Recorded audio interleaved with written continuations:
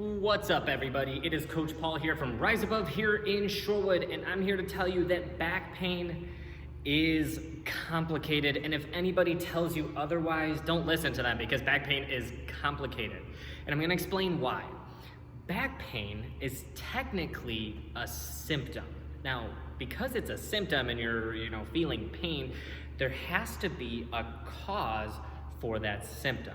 And the reason that back pain is complicated is because your back just doesn't hurt. There's a reason that it's hurting.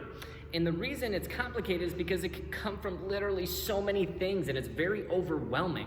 And let me explain why it is so complicated.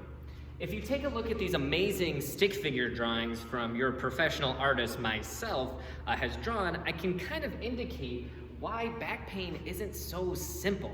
If you take someone from the front view and let's say their right shoulder and their right hip are closer together, so something that kind of looks like this, well, that's actually a cause of some tightness in the obliques and maybe even in your shoulders or in your hips. So my question to you is do you think if you walked around like this all day long that your back would hurt? I mean, absolutely. Look at the way that your spine is postured.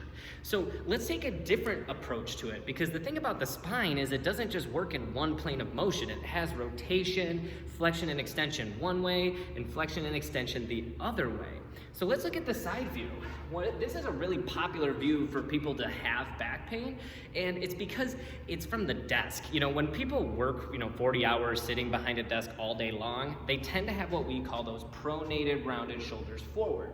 Now, if these start to roll forward, guess what's going to happen to your back and your spine? You guessed it, it's going to cause you pain. Now, let's go ahead and talk about the last view, which is the rotation. So, you have to keep in mind, my drawings are quite amazing, but this is somebody from the top, and this would be their head, and their shoulders are on the side. Now, if you're someone who has a history in rotational sports, such as softball, volleyball, baseball, anything that rotates the body to develop force production, you probably have a rotational imbalance.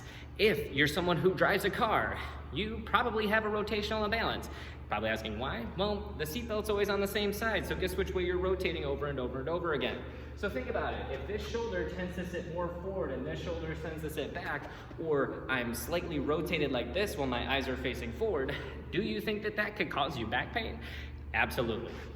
The reason we made this video for you is because typical places like chiropractors and physical therapists usually aim to isolate the area. If you have back pain, we must treat the back.